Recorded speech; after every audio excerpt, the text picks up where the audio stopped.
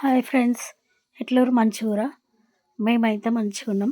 మీరు కూడా మంచిగా ఉండాలని చెప్పేసి ఆ దేవుణ్ణి అయితే నేను మనసారా ప్రార్థిస్తా. ఎప్పుడు కూడా నేను మంచిగా ఉండాలి, మాతో పాటు మీరు మంచిగా ఉండాలి. అంతకు మించి ఇంకోటి ఏం లేదబ్బా.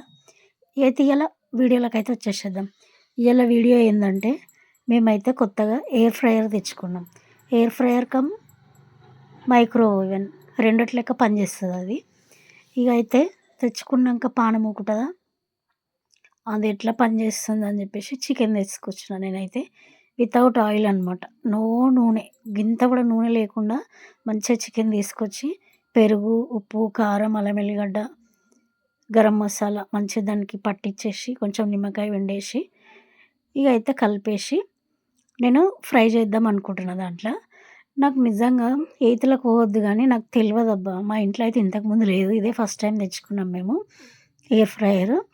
అయితే ఎట్లా చేస్తారో నాకు తెలియదు, మా కొడుకు చూపిస్తుండ అనమాట. ఇక మసాలా అంతా కింద దానికి పట్టకుండా కింద ప్లేట్ కూడా ఇచ్చిండు. ఆ జాలి లెక్క ఉన్న దాంట్లో అయితే నేను ఇక చికెన్ అంతా కలిపేసి వేసేసిన.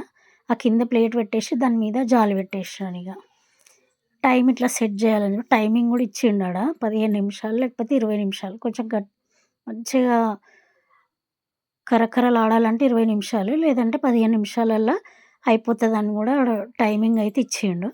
ఇక మేమైతే 20 నిమిషాలు అయితే సెట్ చేసి పెట్టేసినాం. ఫస్ట్ 15 నిమిషాలు పెట్టినాము, కానీ ఇంకా కరకరలాడినట్టు ఉంటే బాగుంటుందని చెప్పేసి 20 నిమిషాలు అయితే సెట్ చేసుకున్నాను నేను. ఇక చాలా మంచిగా అనిపించింది అసలు. అది ఉడుకుతుంటే స్మెల్ అయితే మస్తు మంచిగా వచ్చింది. అంటే వాడినోళ్ళకి తెలుసేమో, మేము ఫస్ట్ టైం వాడుతున్నాం కాబట్టి నాకైతే మస్తు మంచిగా అనిపించింది. అట్లనే హ్యాపీ కూడా అనిపించింది. ఎందుకంటే అందరూ నన్ను దొడ్డుగున్నావు దొడ్డుగున్నావు అంటారు. ఇది తక్కువ వేయి, అది తక్కువ వేయి, ఆయిల్ తక్కువ చేయి. ఇదైతే ఆయిలే లేకుండా వండుకోవచ్చు చికెన్ అని నాకైతే మంచిగా అనిపించింది.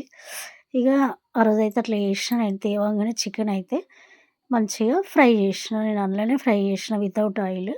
ఇక అంతసేపట్లో అయితే నేను ఏం చేసిన అంటే, కొర్రలు ఉంటాయి కదా, కొర్రల అన్నం అయితే వండిన. అందులో జంత పెసరపప్పు, సాల్ట్ వేసేసి వండేసినాను. అది పల్సగా ఉంది అనుకోకూరి, చల్లగా అయితే కొంచెం గట్టిగా అవుతుంది. ఆల్మోస్ట్ తిన్నోళ్ళకైతే తెలిసి ఉండొచ్చు. ఇక అందులో కొంచెం పెరుగు వేసుకుంటున్నాను నేనైతే. నాకు పెరుగు వేసుకొని తింటేనే మంచిగా అనిపిస్తుంది.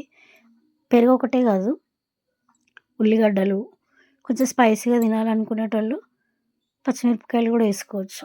జీలకర్ర వేస్తే కూడా చాలా బాగుంటుంది. ఇక అందులో నేను పెరుగు, జీలకర్ర, ఉల్లిగడ్డలు, పచ్చిమిరపకాయలు వేసి కలిపేసేస్తాను అనమాట. అది అయ్యేంతసేపట్లో నేను ఇది కూడా రెడీ చేసేసుకున్నా. ఇక దీని అంచుకు పెట్టుకొని తింటే మాత్రం మస్తు మంచిగా ఉండే ఆ రోజు అయితే. ఇక గిట్లయితే నేను చేసిన.